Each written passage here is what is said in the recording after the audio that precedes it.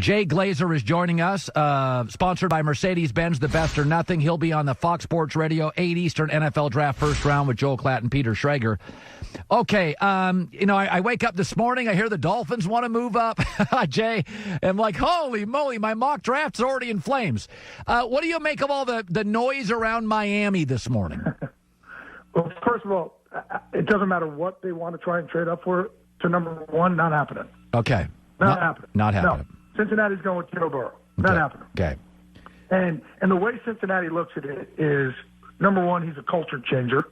He changed the culture last year there at LSU. I think he can do it in Cincinnati. Number two, the thought process is, if you really truly in your heart believe he's your franchise quarterback of the future, is there really a price for that? Right. Because life in this league is horrible when you don't have a quarterback. So if you really in your heart believe that's our franchise quarterback for the next 10-plus years, there really isn't in their mind a price that is worth a gamble when they don't think he's a gamble.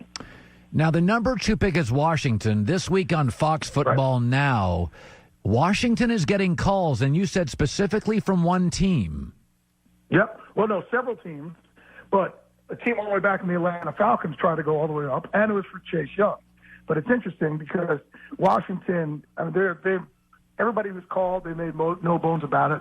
They think he's a generational player. And Chase Young has kind of stopped taking phone calls from other teams. There are teams today that are still trying to talk to Chase Young. They want to make sure they get on the phone with him. But it's like he knows he's going to Washington. Why bother? It's almost like, I'll tell you a funny draft story, is Jared Goff was in meeting with the Eagles when he was coming out. Yeah. And all of a sudden, while he was sitting there in his meeting with the Eagles at their facility, it was announced that the Rams had traded up to number one. And Jared Goff's interest talking to the Eagles that day was just like, okay, we're done here. Yeah. Now, so I think Chase Young's in a similar position. Now, Detroit has the number 3 pick. Right. That's where things get interesting. Okay, so Matt Patricia wants players. He wants to win. Bob Quinn probably wants talent. He wants draft picks. You say it's interesting. How so? Because I think 3 and 4 both could be for sale. So I know 4 definitely. The Giants are hoping to drop down a few spots. Okay. I would still think that the Lions, if they could pick up also a couple of spots, because there are usually, Colin, drafts have, let's say, 5 elite players, 6 elite, and then there's a drop, for the next few, and then there's a big drop. Right. That's not the case in this draft. This draft, you go all the way into, the teams with players that you think are really difference makers. Yeah. It's not just 5 of them. It goes on and on and on. And, the depth that you have in this draft at certain positions, like the receiver position, it's so deep. You can get guys later. Running back, very deep later on. It's really a strong draft for, offensive tackle. There's 4 really solid ones, strong ones, all the way up high, right? And then a couple right behind them. So, you don't have to sit there and go, oh, my God, I got to get it to number 4 because it drops off after 5. Let me throw a crazy one at you with the L.A. Chargers. They like Tyrod Taylor, and I think they have the facilities to win. I think they have the personnel. Is there a chance that, Burrow goes and they like either Tua or Herbert, and Miami takes one of those, and they just say, we're not taking a quarterback. We'll move down, get more draft picks, because, by the way, they got a lot of really good players in the last year of a contract. Is there a possibility, in your opinion, the Chargers could shock all of us and say, listen, we wanted Herbert, Miami took him, we're moving out of the number 6 spot? Well, you still need your quarterback of the future. Tyrod Taylor is not your quarterback of the future. You still need that. Do you believe the Chargers, because they're not going to get Burrow, do you believe they feel strongly about either Tua or Herbert? I do. I do. Not saying that's where they're going to go, because it's interesting. Everybody has Miami and the Chargers is like the same thing. Right. Tackle and quarterback. Yes. Tackle and quarterback. So you keep hearing tackle and quarterback. And again, you get those 4 tackles up high, and then there's a little drop. So even like Miami, everybody's sitting there early. Look, let's go to Detroit. Everybody had a coup to go into Detroit, right? From the combine on, right? Now all of a sudden this week, people are convinced it's Brown from Auburn. And now people are starting to go back to a Kuda today, but this whole week was Brown. It just went, boom, Brown, Patricia's guy. Now all of a sudden today, it's going back to a Kuda.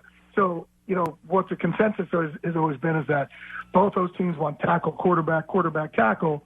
Let's see which way they go. One of them may just think that one of these tackles is a can't-miss prospect. One of them they think, now I can tell you this, that 3 and 4 are trying to get everybody to think that teams are trying to trade up for one of those quarterbacks. So that's the other thing. That's the subterfuge of the draft. Part of what you're trying to do as a GM, personnel director today, is making sure you pick the right players.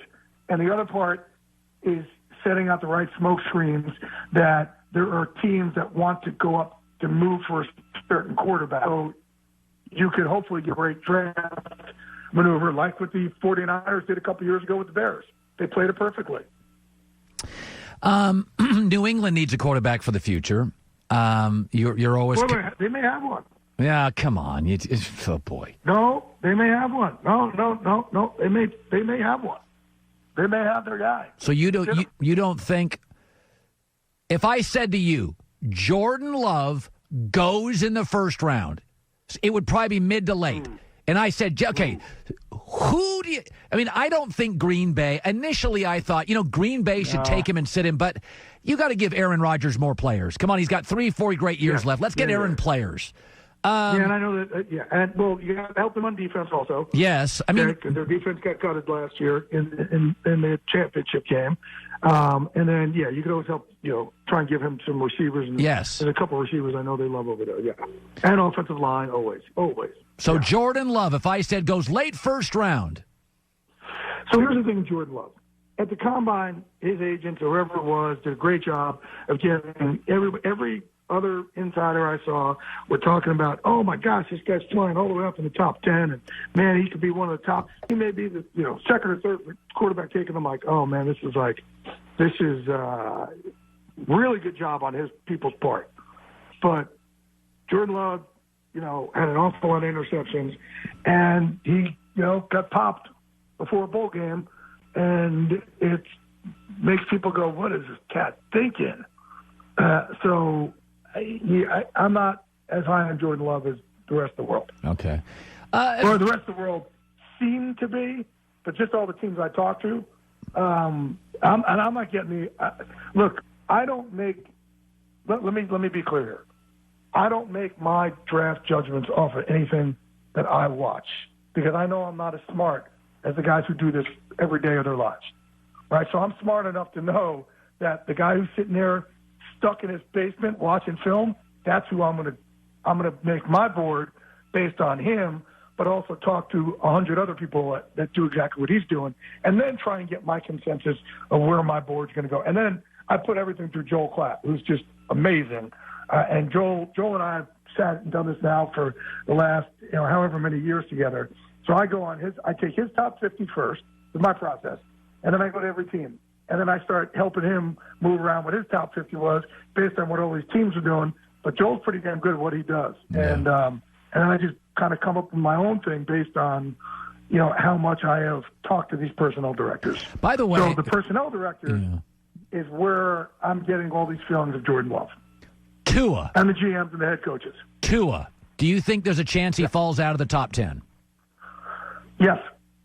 Yeah. Oh. I mean, and here's the thing also, only because of the year, Colin, if this is a different year where you could, you're talking about top 10 franchise quarterback, and you need to really, it's not just the hip, it's the hip and the ankles, and, even the surgery he had for the ankles, the tightrope surgery that it was,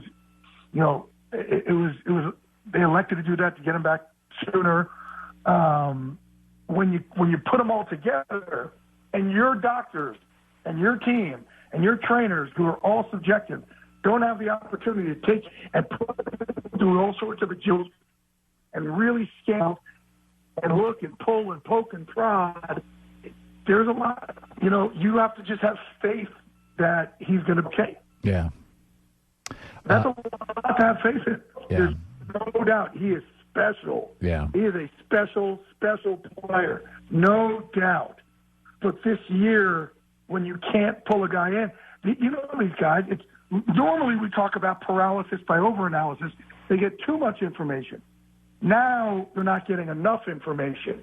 You're just going off of what other doctors have said. Jay Glazer, Fox Sports Radio tonight, Draft 8 Eastern. Jay, good talking to you. Hi, everybody. Thanks for watching. Subscribe here to get the latest from the show. Also, be sure to check out more of the best clips from The Herd or go watch a few segments from other shows on FS1.